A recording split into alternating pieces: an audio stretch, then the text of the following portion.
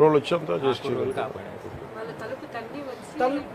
బాగా లేదు సార్, తలుపు దాన్ని లోపలికి వచ్చారు సార్. వీళ్ళు సార్ వీళ్ళందరూ కాపాడిన వాళ్ళు సార్. వీళ్ళు కాపాడిన సార్ విఆర్ఓ గారు, హరిబాబు నాయుడు మెయిన్ అతను, ముని నాయుడు వీళ్ళందరూ కూడా కాపాడిన వాళ్ళు సార్. వీళ్ళందరూ కూడా కొట్టినేవాళ్ళు సార్. పక్కనే ఉన్నారు సార్. ఫస్ట్ ఈ గొడవ జరిగితే కిందకి వచ్చారు. Same report.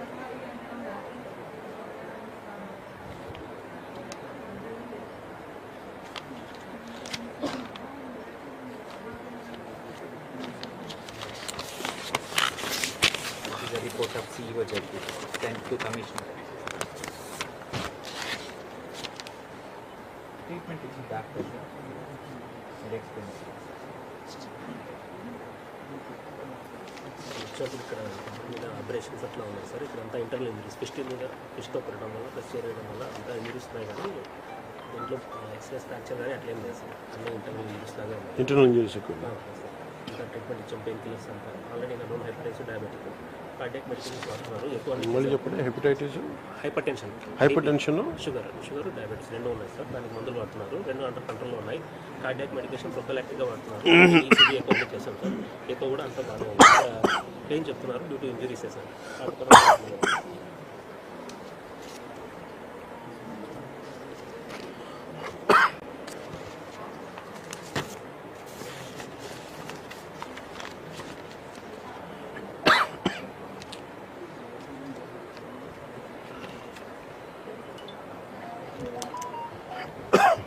నేను మీకు భయపడగలను మా ఫస్ట్, ఎందుకంటే కదా మీకు ఆ ధైర్యం ఇవ్వడానికి. లేదు లేదు, మేము మాట్లాడుతాం, మేము చూసుకుంటాం. ధైర్యం జాగ్రత్త సార్. ఈ విషయం గట్టిగా చదివిస్తుంది సార్. నా ఒక్క నిమిషమే కదా సార్. లేదు ఇది మన చెప్పుకోలేకుండా నేను మాట్లాడుతున్నాను. నన్ను సరైన యాక్షన్ తీసుకో. ఈ సంఘటన వల్లే సార్ మీకోసం స్పెషల్గా వచ్చాము. కంపల్సరీ గట్టిగా యాక్షన్. వేరే పని లేదు. అందరూ చాలా మంది వచ్చి మామూలుగా ప్రెస్ స్టేట్మెంట్కో దేనికో రావాలా మీకు నేను అది మీకు అండగా ఉండటానికి వచ్చాను.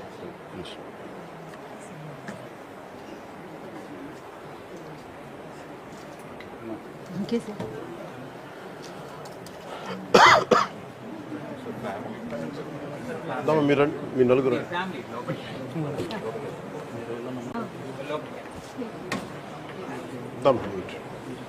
మీట్రమ్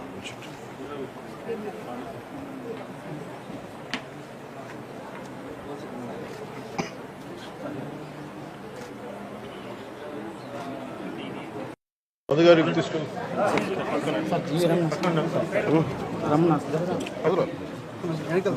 అవునా సార్. ఒక ఫోటో సార్ ప్లీజ్. ఒక్క ఫోటో ప్లీజ్.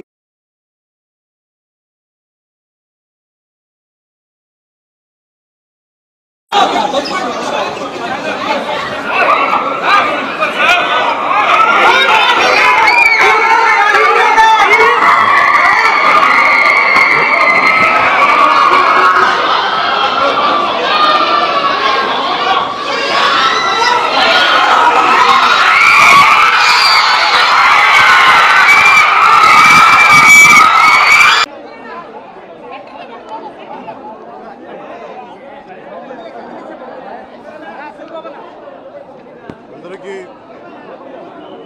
హృదయపూర్వక నమస్కారాలు. నిన్న శ్రీ జవహర్ బాబు గారి మీద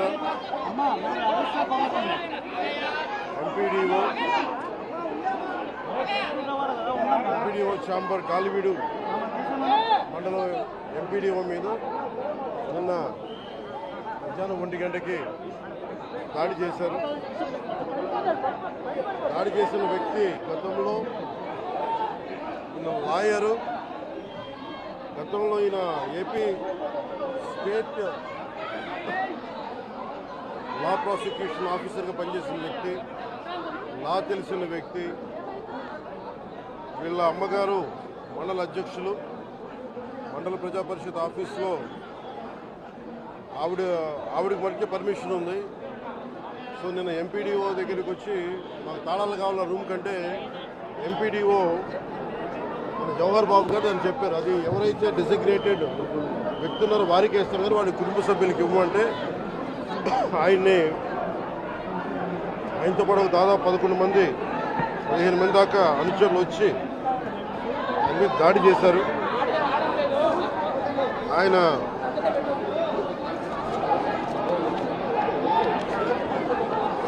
ఇది నాకు నిన్న ఈవినింగ్ ఒక 7 గంటలకు తెలిసింది. 7 గంటలకు తెలిసినప్పుడు నేను వెంటనే అందరూ నన్ను అడిగింది అంటే ప్రెస్ స్టేట్మెంట్ ఇచ్చేయండి ఇలా కట్టిన అంటే నేను చెప్పాను ఇది దాదాపు 640 పైసలకు మండలాలు మనే. ఎంపీడీఓ అంటే నథింగ్ బట్ ఆయన మండలికి ఆయన కలెక్టర్ స్థాయి వ్యక్తి. అలాంటి మండలానికి సంబంధించి మొత్తం ఆయనే ఇన్ఛార్జ్ దాన్ని డెవలప్మెంటల్ ఆఫీసర్ ఆయన. ముందుగా జవహర్ బాబు గారు ఆరోగ్య పరిస్థితి ఎలా ఉందని అడిగారు. వైద్యం సరైన వైద్య విధానాలు జరుగుతున్నాయి లేదని దాని గురించి మాట్లాడాం. అలాగే నేను ఇక్కడికి ఎందుకు పరామర్శించి రావడానికి ఎందుకు అనుకున్నామంటే ఇది ఒక్కరి మీద జరగల, రాష్ట్ర యంత్రాంగం మీద దాడిగా చూస్తున్నాం. దీన్ని వైసీపీ నాయకులకి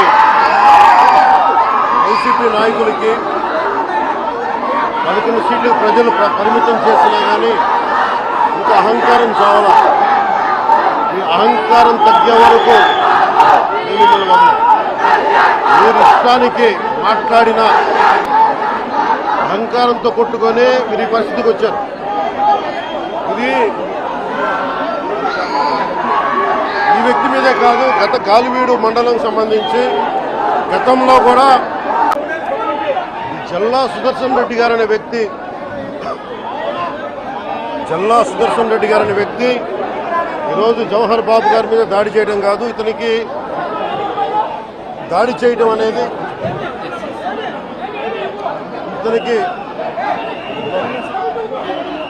దాడి చేయడం అనేది కొత్త కాదు.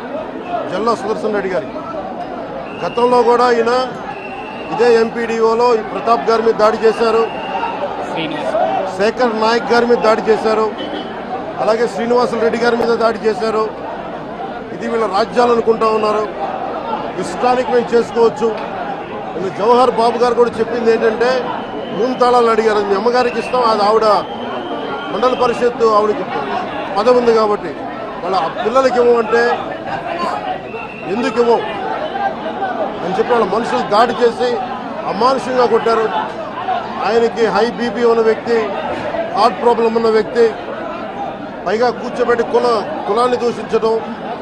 దీనికి వీళ్ళ అహంకారానికి కులం ఏం లేదా. ఎవరైనా సరే శ్రీనివాసరెడ్డి గారు కావచ్చు, శేఖర్ నాయక్ గారు కావచ్చు, ప్రతాప్ గారు కావచ్చు, జవహర్ గారు కావచ్చు, ఎవరి మీదైనా సరే వాళ్ళకి ఆధిపత్యానికి అడ్డుకుంటే మటుకు వీళ్ళకి ఇదే. నేను వీళ్ళందరికీ ఇదే చెప్తున్నాను మీకు. ఇది గత ప్రభుత్వంలా కాదు. ఇష్టారాజ్యంగా చేస్తాం మేము కూర్చున్న వ్యక్తులం కాదు. మేము సాక్షాత్తు నేనే ఉప ముఖ్యమంత్రిగా ఉండి నేను తప్పు చేసిన శిక్ష పడాలి అని చెప్పి అసెంబ్లీలో చెప్పిన వాడిని. అలాంటిది మీరు ఇష్టారాజ్యంగా కూర్చొని అధికార విధులు నిర్వహిస్తున్న వాళ్ళ మీద దాడి చేస్తే ఏమాత్రం ఉపేక్షించాం. ఎస్పీ గారికి చెప్పాం, కలెక్టర్ గారు దృష్టికి తీసుకొచ్చాం. కలెక్టర్ గారు కూడా ఇదే చెప్పారు. నిన్న కొట్టగానే వెంటనే ఆయన విజయవాడలో ఉంటే ఆయన దృష్టికి తీసుకొస్తే వెంటనే ఎస్ఐని కానిస్టేబుల్స్ని పంపించిన సమస్య సాగల. అదనపు బలగాలతో సీఐతో వెళ్తే తప్ప పరిస్థితి కంట్రోల్లోకి రాలా.